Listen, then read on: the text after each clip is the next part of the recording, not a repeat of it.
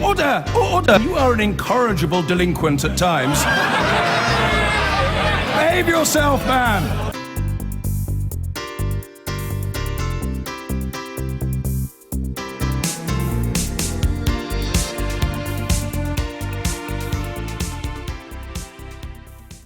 The Health Secretary, Jeremy Hunt, says it's completely unacceptable that some patients in England are waiting up to 13 hours in A&E. Figures show that waiting times in casualty are worse than at any time in the last decade. And the number of operations cancelled at the last minute hit a 15-year high last year. Mr Hunt insists he does have an improvement plan, though didn't reveal it, and he admits it will take time. He was talking to our health editor, Hugh Pym. The worst monthly A&E figures in more than a decade. We actually have corridor nurses now as well. It shows times are very desperate. Images like this across BBC News. No one would want it for members of their own family. It's been a difficult few days for the Health Secretary.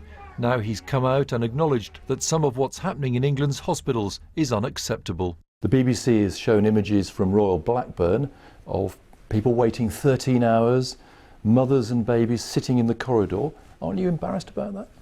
Well, it is, incredibly frustrating for me. I'm doing this job because I want NHS care to be the safest and best in the world, and that kind of care is completely unacceptable. No one would want it for members of their own family. Iris Sibley's story featured on BBC News this week. She had to wait 6 months in hospital before a care home place was available. What did Mr Hunt have to say to her family? Well, I don't want to make any kind of excuses for that. It is totally unacceptable.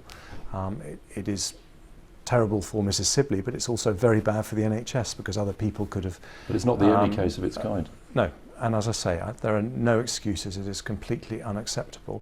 Iris's son John said he was pleased Mr Hunt had recognised that his mother had been let down, but he had this message for the Health Secretary. What I'd like to say to Jeremy Hunt is to admit, to have the guts to admit that the system for social funding is broken. If we have to pay more, I'd say to Jeremy Hunt, I'm prepared to pay more tax. And I'm sure most of the country would be too, because our old people are worth it.